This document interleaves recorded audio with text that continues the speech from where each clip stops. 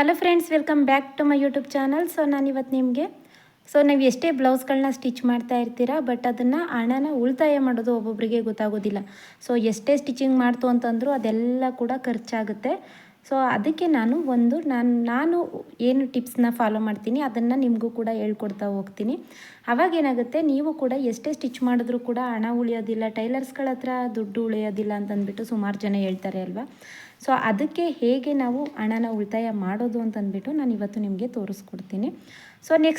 Next video ಬಂದು ನಾನು ನಿಮಗೆ ಸ್ಯಾರಿ ಪೆಟಿಕೋಟ್ನ ಹೇಳ್ಕೊಡ್ತೀನಿ. ಕಟ್ಟಿಂಗು ಹಾಗೆ ಸ್ಟಿಚಿಂಗ್ ಎರಡನ್ನೂ ಕೂಡ ಒಂದೇ ವಿಡಿಯೋದಲ್ಲಿ ಅಪ್ಲೋಡ್ ಮಾಡ್ತೀನಿ. ಇವಾಗ ವಿಡಿಯೋನ ಮಾಡ್ಕೊಂಡಿದ್ದೀನಿ, ಅದನ್ನು ಎಡಿಟ್ ಮಾಡಿ ನಾನು ನಿಮಗೆ ಅಪ್ಲೋಡ್ ಮಾಡ್ತೀನಿ. ಸ್ಯಾರಿ ಪೆಟಿಕೋಟು ಹಾಗೆ ಯಾರಿಗೆಲ್ಲ ಕಟ್ಟಿಂಗು ಸ್ಟಿಚಿಂಗು ಬರೋದಿಲ್ಲ, ಅವರು ಕೂಡ ವಾಚ್ ಮಾಡ್ಬೋದು. ನಾನು ಅದನ್ನು ಸ್ಟಿಚಿಂಗು ಮತ್ತು ಕಟ್ಟಿಂಗ್ ಎರಡನ್ನೂ ಕೂಡ ಒಂದೇ ವಿಡಿಯೋದಲ್ಲಿ ಅಪ್ಲೋಡ್ ಮಾಡ್ತೀನಿ. ಆವಾಗ ನಿಮಗೆ ಬೇರೆ ಕಡೆ ಹುಡುಕಬೇಕು ಅನ್ನೋ ಸಮಸ್ಯೆ ಇರೋದಿಲ್ಲ. ಇವಾಗ ನಾನು ನಾರ್ಮಲಾಗಿ ಸ್ಟಿಚ್ ಮಾಡೋರಿಗೆ ಹೇಳ್ಕೊಡ್ತಾ ಇದ್ದೀನಿ. 2 ಬ್ಲೌಸು ಸ್ಟಿಚ್ ಮಾಡ್ತಾಯಿದ್ದೀರಾ ನೀವು ಡೈಲಿ ಅಂತಂದರೆ, 2 ಬ್ಲೌಸ್ ಅಂತಂದರೆ ನಮ್ಮ ಕಡೆ 300 ರೂಪಾಯಿನ ತಗೊಳ್ತೀನಿ ಲೈನಿಂಗ್ ಬ್ಲೌಸ್ ಆದರೆ. ನೀವು ಇನ್ನೂ ಜಾಸ್ತಿ ಕೂಡ ತಗೋಬೋದು, ಇಲ್ಲ ಇನ್ನೂ ಕಡಿಮೆ ಕೂಡ ತಗೋಬೋದು. ನಾನು ತಗೊಳ್ಳೋ ರೇಟಲ್ಲಿ ಹೇಳ್ಕೊಡ್ತಾ ಇದ್ದೀನಿ. 2 ಬ್ಲೌಸ್ ಸ್ಟಿಚ್ ಮಾಡ್ತಾಯಿದ್ದೀರಾ ಅಂತಂದರೆ 600 ರೂಪಾಯಿ ಆಗುತ್ತೆ.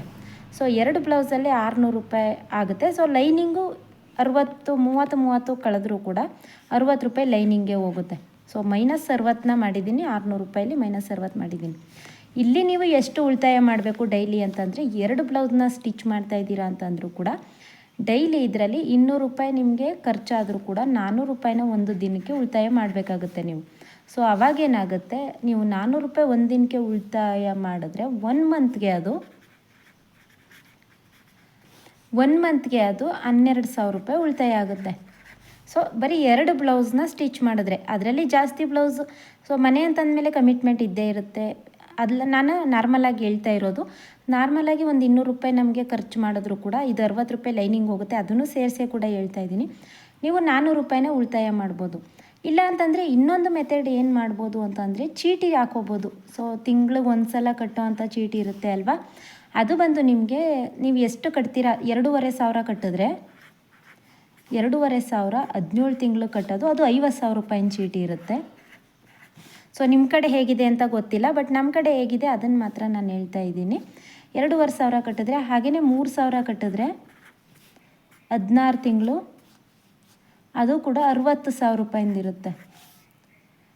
ಇದರಲ್ಲಿ ನಾವು ಈಗ 16 48,000 ಕಟ್ತೀವಿ, 12,000ನ ಸೇರಿಸಿ ಅವರು ಕೊಡ್ತಾರೆ. ಇದು ಅಷ್ಟೇ. ಇದು ಕೂಡ ನಿಮ್ಗೆ ಏನಾಗುತ್ತೆ ಅಂತಂದರೆ, ಒಂದು ಕಮಿಟ್ಮೆಂಟ್, ಇದಕ್ಕೆ ಕಟ್ಟಲೇಬೇಕು ಅನ್ನೋದಿರುತ್ತೆ. ಅವಾಗೇನಾಗುತ್ತೆ, ನಾವು ಎಷ್ಟೇ ಇದ್ರೂ ಕೂಡ ಖರ್ಚು ಮಾಡಬೇಕು ಅಂತ ಅನಿಸೋದಿಲ್ಲ. ಬಟ್ ಇದನ್ನು ನಾನಿವಾಗ ಕಟ್ತಾ ಇರೋವಂಥದ್ದು 6,500, 13 ತಿಂಗಳು ಕಟ್ಟೋ ಅಂಥದ್ದು. ಇದು ಬಂದು 1,00,000. ಬಟ್ ನಾನು ಜಾಸ್ತಿ ಬ್ಲೌಸಸ್ನ ಸ್ಟಿಚ್ ಮಾಡ್ತೀನಿ ಅಲ್ವಾ, ಅದಕ್ಕೋಸ್ಕರ ಏನು ಮಾಡ್ತಾಯಿದ್ದೀನಿ, ತಿಂಗಳಿಗೆ ಒಂದು ಸಲ 6,500ನ ಕಟ್ತಾಯಿದ್ದೀನಿ. ಇದನ್ನು ಬಂದು 13 ತಿಂಗಳು ಕಟ್ಟಬೇಕು. 13 ತಿಂಗಳು ಕಟ್ಟಿದ್ರೆ ನಮಗೆ 85,000 ಆಗುತ್ತೆ. 15,000ನ ಸೇರಿಸಿ 1,00,000 ರೂಪಾಯಿ ನಮಗೆ. ಇದೇನಾಗುತ್ತೆ, 1,00,000 ರೂಪಾಯಲ್ಲಿ ನೀವು ಏನಾದರೂ ಗೋಲ್ಡ್ಗೆ ಇನ್ವೆಸ್ಟ್ ಮಾಡ್ತೀರಾ ಅಂತಂದರೆ, ನೀವು ಸ್ಟಿಚಿಂಗ್ ಮಾಡೋದೇನಾಗುತ್ತೆ, ಡಬಲ್ ಆಗ್ತಾ ಹೋಗುತ್ತೆ ಡೈಲಿ. ಇವಾಗ ಗೋಲ್ಡು 1 ವರ್ಷ ಇರೋ ರೇಟು ಇನ್ನೊಂದು ವರ್ಷಕ್ಕೇ ಡಬಲ್ ಆಗುತ್ತೆ ಅಲ್ವಾ. ಇದರಿಂದ ಏನಾಗುತ್ತೆ, ಈ ರೀತಿ ನೀವು ಚೀಟಿನ ಕಟ್ಕೊಂಡು ಕೂಡ ಉಳಿತಾಯ ಮಾಡ್ಬೋದು. ಇಲ್ಲಾಂತಂದರೆ ಗೋಲ್ಕ ಡಬ್ಬನ ಕೂಡ ನೀವು ದೇವರ ಹುಂಡಿ ಅಂತಂದ್ಬಿಟ್ಟು ಹುಂಡಿ ಕೂಡ ನೀವು ಇಟ್ಕೋಬೋದು. ನೀವು ಈ ರೀತಿ ಹುಂಡಿನ ಇಟ್ಕೊಂಡೇನಾದರೂ ನೀವು ಸೇವಿಂಗ್ ಮಾಡಬೇಕು ಅಂತಂದರೆ ನೀವು ಡೈಲಿ ಹಾಕಲೇಬೇಕಾಗುತ್ತೆ. ಯಾಕಂತಂದರೆ ಡೈಲಿ ಒಂದು 200 ರೂಪೀಸ್ನಾದರೂ ಹಾಕಲೇಬೇಕಾಗುತ್ತೆ. ಇದರಿಂದ ಏನಾಗುತ್ತೆ, ನೀವು ಡೈಲಿ ಹಾಕೋದ್ರಿಂದ ತಿಂಗಳಿಗೆ 6,000 ಉಳಿತಾಯ ಆಗುತ್ತೆ. ಈ 6,000ಕ್ಕೆ ಒಂದು 500 ರೂಪಾಯಿನ ಸೇರಿಸಿ ನೀವು ಈ ರೀತಿ ಚೀಟಿ ಕಟ್ಕೊಂತು ಅಂತಂದರೆ 1,00,000 ರೂಪಾಯಿ ನಿಮಗೆ ಉಳಿತಾಯ ಆಗುತ್ತೆ. ಈ ರೀತಿ ಮಾಡಿಕೊಂಡು ನೀವು ಕಡಿಮೆ 2 ಬ್ಲೌಸು ಸ್ಟಿಚ್ ಮಾಡಿ ಕೂಡ ನೀವು ಈ ರೀತಿ ಅರ್ನಿಂಗ್ಸ್ನ ಮಾಡ್ಕೋಬೋದು. ಇನ್ನೂ ಅಲ್ಟ್ರೇಷನ್ ಬಟ್ಟೆಗಳನ್ನ ಕೊಟ್ಟರೆ ಸ್ಟಿಚ್ ಮಾಡಿಕೊಡಿ, ಹಾಗೆಯೇ ಜಿಗ್ಜಾಗು ಫಾಲು ಅದನ್ನು ಕೊಟ್ಟರು ಕೂಡ ಆಗಲ್ಲ ಅಂತ ಹೇಳ್ಬೇಡಿ, ಅದನ್ನು ಕೂಡ ಸ್ಟಿಚ್ ಮಾಡ್ಕೊಳ್ಳಿ. ಏನು ಗೊತ್ತಾ, ಬ್ಲೌಸ್ ಸ್ಟಿಚ್ ಮಾಡೋದಕ್ಕಿಂತ ಈ ಅಲ್ಟ್ರೇಷನ್ ಮಾಡೋದ್ರಲ್ಲೇ ನಾವು ಜಾಸ್ತಿ ಸಂಪಾದನೆನ ಮಾಡ್ಬೋದು. ಯಾಕಂತಂದರೆ ಅಲ್ಟ್ರೇಷನ್ ಅನ್ನೋದು ಇವಾಗ ಕಡಿಮೆ ಆಗಿಬಿಟ್ಟಿದೆ. ಯಾರೂ ಕೂಡ ಇವಾಗ ನಾನು ಸೇರಿಸಿ ಹೇಳ್ತಾ ಇದ್ದೀನಿ, ಇನ್ಕ್ಲೂಡಿಂಗ್. ಯಾಕಂತಂದರೆ ನಾನು ರೆಗ್ಯುಲರ್ ಕಸ್ಟಮರ್ ಆದರೆ ಅವ್ರಿಗೆ ಮಾಡಿಕೊಡ್ತೀವಿ. ಇವಾಗ ಹೊಸ್ದಾಗಿ ಏನಾದರೂ ಬಂದರು ಅಂತಂದರೆ ಅವ್ರಿಗೆ ಮಾಡಿಕೊಡೋ ಅಷ್ಟು ಟೈಮ್ ಇರೋದಿಲ್ಲ, ಬಟ್ ನಾವು ಆಗೋದಿಲ್ಲ ಅಂತ ಹೇಳ್ತೀವಿ. ಅದಕ್ಕೇನು ಮಾಡಿ, ನೀವು ಅಲ್ಟ್ರೇಷನ್ ಬಟ್ಟೆಗಳನ್ನ ನಾವು ಮಾಡಿಕೊಡ್ತೀವಿ ಅಂತಂದ್ಬಿಟ್ಟು ಬೋರ್ಡ್ ಆದರೂ ಕೂಡ ಹಾಕೋಬೋದು. ಬೋರ್ಡ್ ಹಾಕಿದ್ರೆ ಬೆಟರ್ ಅಂತ ಅನಿಸುತ್ತೆ. ಅಲ್ಟ್ರೇಷನ್ ಮಾಡಿಕೊಡೋದು ಅವ್ರಿಗೆ ಗೊತ್ತಾಗೋದಿಲ್ಲ ಅಲ್ವಾ.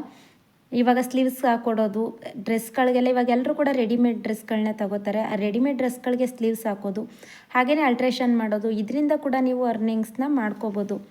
ಸೊ ಇದಿಷ್ಟು ಇವಾಗ ಉಳಿತಾಯ ಮಾಡೋದಾಯಿತು. ಇದಿಷ್ಟನ್ನು ನೀವು ಮಾಡ್ಕೋಬೋದು. ಸೊ ಇದರಲ್ಲಿ ಏನಾದರೂ ನಿಮಗೆ ಚೇಂಜಸ್ ಅಂತಂದರೆ ಏನು ಬರುತ್ತೆ ಅಂತಂದರೆ, ನೀವು 2 ಬ್ಲೌಸ್ ಜಾಗದಲ್ಲಿ 3 ಅಥವಾ ಒಂದು ದಿನಕ್ಕೆ 4 ಬ್ಲೌಸು, 5-6 ಬ್ಲೌಸ್ ಕೂಡ ಹೊಲಿಬೋದು. ಬಟ್ ಬಿಗಿನರ್ಸ್ ಆದರೆ ಒಂದು 4 ಬ್ಲೌಸ್ ಅಂತಂದರೂ ಕೂಡ ನಾನು 250 ರೂಪಾಯಿ ನನಗೆ ಎಲ್ಲಾದರೂ ಕಡಿಮೆ ತಗೊಳ್ತಾ ಇದ್ದೀರಾ ಅಂತಂದರೆ ನಾನು 250 ರೂಪಾಯಿ ನನಗೆ ಲೆಕ್ಕ ಹಾಕ್ತೀನಿ ನೋಡಿ. 4 ಬ್ಲೌಸ್ನ ಹೊಲಿತಾ ಇದ್ದೀರಾ ಅಂತಂದರೆ 1000 ರೂಪಾಯಿ ಆಗುತ್ತೆ. ಸೊ ಇದರಲ್ಲಿ ಏನಾಗುತ್ತೆ, ನಾಳೆ ಕೊಡ್ತೀನಿ ನಾಳಿದ್ದು ಕೊಡ್ತೀನಿ ಅಂತ ಅಂತಾರೆ ಅಂತ ಅಂದ್ಬಿಟ್ಟು ನೀವು ಕೇಳ್ಬೋದು. ಬಟ್ ಆ ಕೆಲಸ ಮಾತ್ರ ಮಾಡೋದಕ್ಕೆ ಹೋಗಬೇಡಿ.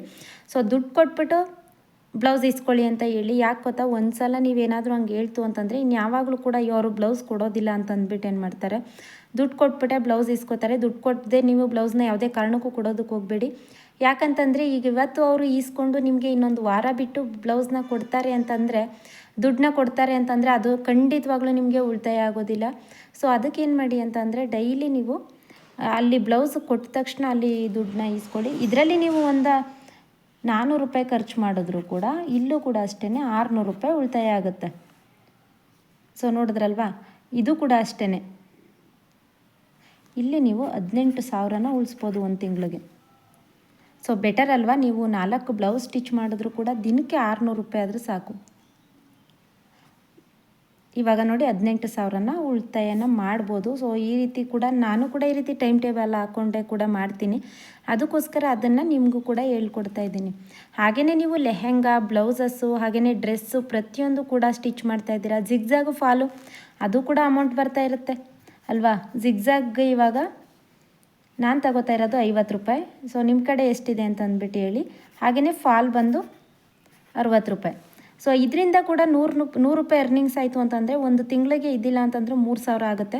ಸೊ ಒಂದು 20,000 ನೀವು ಅರ್ನಿಂಗ್ ಮಾಡ್ತು, ಒಂದು ತಿಂಗಳಿಗೆ 20,000 ನೀವು ಅರ್ನಿಂಗ್ ಮಾಡ್ತು ಅಂತಂದರೆ 20,000ದ್ದೇನಾದರೂ ನೀವು ಚೀಟಿ ಹಾಕೊಳ್ತು ಅಂತಂದರೆ ಇದರಲ್ಲಿ ಇವಾಗ 1,00,000 ನೀವು 2 ಹಾಕೋಬೋದು. 13,000 ಕಟ್ಟೋ ಥರ 2 ಹಾಕೋತು ಅಂತಂದರೆ ಒಂದು ವರ್ಷಕ್ಕೆ ನಿಮಗೆ 2,00,000 ರೂಪಾಯಿ ಉಳಿತಾಯ ಆಗುತ್ತೆ. ಸೊ ಟೈಲರ್ಗಳಿಗೆ ಏನಕ್ಕೆ, ನೀವು ಎಷ್ಟೇ ಸ್ಟಿಚ್ ಮಾಡಿದ್ರು ಕೂಡ ಒಬ್ಬೊಬ್ರು ಹೇಳ್ತಾರೆ ಅಲ್ವಾ, ಟೈಲರ್ಸು ಎಷ್ಟೇ ಸ್ಟಿಚ್ ಮಾಡಿದ್ರು ಕೂಡ ಮುಂದೆ ಬರೋದಿಲ್ಲ, ಹೇಗಿದ್ದರೂ ಹಾಗೆ ಇರ್ತಾರೆ ಅಂತ ಅಂದ್ಬಿಟ್ಟು. ಸೊ ಜೀವನದಲ್ಲಿ ಲೆಕ್ಕಾಚಾರ ಅನ್ನೋದು ತುಂಬಾ ಮುಖ್ಯ ಆಗುತ್ತೆ. ಈ ರೀತಿ ಲೆಕ್ಕ ಇಟ್ಕೊಂಡು ನೀವು ಏನಾದರೂ ಟೈಲರಿಂಗ್ ಮಾಡ್ತು ಅಂತಂದರೆ ನೀವು ಸೊ 2,00,000 ರೂಪಾಯಿನ ಅರ್ನಿಂಗ್ಸ್ನ ಮಾಡ್ಬೋದು. ಅದರಲ್ಲಿ ನೀವೇನಾದರೂ ಗೋಲ್ಡ್ಗೆ ಇನ್ವೆಸ್ಟ್ ಮಾಡಿ. ಸೊ ಇವಾಗಂತೂ ಗೋಲ್ಡ್ಗೆ ತುಂಬಾ ವ್ಯಾಲ್ಯೂ ಇದೆ ಅಲ್ವಾ. ಸೊ ನೀವು ಅಲ್ಲಿ ಇಲ್ಲಿ ಕೊಟ್ಟು ಬಡ್ಡಿ ಅದು ಇದು ಅಂತಂದ್ಬಿಟ್ಟು ಕೊಟ್ಟು ಮೋಸ ಹೋಗೋದಕ್ಕಿಂತ ಗೋಲ್ಡ್ಗೆ ಇನ್ವೆಸ್ಟ್ ಮಾಡಿ ನಾವು ಗೋಲ್ಡ್ ಹಾಕ್ಕೊಂಡಂಗೂ ಆಗುತ್ತೆ, ಹಾಗೆಯೇ ನಮಗೆ ಹಣ 1 ವರ್ಷಕ್ಕೆ ಡಬಲ್ ಕೂಡ ಆಗುತ್ತೆ. ಸೊ ನಾನು ಹೇಳಿದ್ದೆಲ್ಲ ಮಾಹಿತಿ ಕೂಡ ನಿಮಗೆ ಹೆಲ್ಪ್ ಆಯಿತು ಅಂತ ಅನ್ಕೋತೀನಿ. ಇದರಲ್ಲಿ ಏನಾದರೂ ನಿಮ್ಮ ಕಡೆ ಹೇಗಿದೆ ಅನ್ನೋದನ್ನು ನನಗೆ ಕಮೆಂಟ್ ಮಾಡಿ ತಿಳಿಸಿ. ಹಾಗೆಯೇ ಹೊಸ್ದಾಗಿ ನನ್ನ ಚಾನಲ್ನ ನೋಡ್ತಾ ಇದ್ದೀರಾ ಅಂತಂದರೆ ಚಾನಲ್ಗೆ ಸಬ್ಸ್ಕ್ರೈಬ್ ಮಾಡ್ಕೊಳ್ಳಿ. ಸೊ ಹೊಸ್ದಾಗಿ ಟೈಲರಿಂಗ್ನ ಕಲಿಬೇಕು ಅಂತ ಇದ್ದರೆ ನನ್ನ ಚಾನಲ್ನಲ್ಲಿ ಪ್ಲೇಲಿಸ್ಟ್ ಅನ್ನೋದು ಇದೆ, ಅಲ್ಲಿ ನೀವು ಚೆಕ್ ಮಾಡ್ಕೋಬೋದು. ಅದರಲ್ಲಿ ನೀವು ಪ್ರತಿಯೊಂದನ್ನು ಕೂಡ ಬಿಗಿನಿಂಗಿಂದ ಹೇಳ್ಕೊಟ್ಟಿದ್ದೀನಿ. ಸೊ ಕಲ್ತ್ಕೋಬೋದು. ಸೊ ನಾನು ನಿಮಗೆ ನೆಕ್ಸ್ಟ್ ಕ್ಯಾನ್ವಾಸ್ನ ಯೂಸ್ ಮಾಡಿ ಹೇಗೆ ನೆಕ್ಗೆ ಕ್ಯಾನ್ವಾಸ್ ಹಾಕಿ ಸ್ಟಿಚ್ ಮಾಡೋದು ಅದನ್ನೆಲ್ಲ ಹೇಳ್ಕೊಡ್ತಾ ಹೋಗ್ತೀನಿ. ವಿಡಿಯೋ ಹೆಲ್ಪ್ ಆದರೆ ಲೈಕ್ ಮಾಡೋದನ್ನು ಮರಿಬೇಡಿ. Thank you.